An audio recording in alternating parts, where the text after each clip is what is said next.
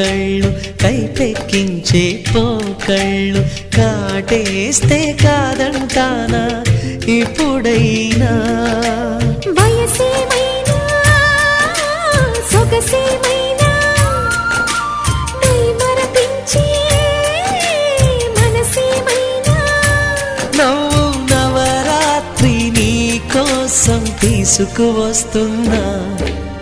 మైనా ఏమైనావే మన్మథ మాసం అయినా ఎంతైనా ఇది మెత్తని మోసం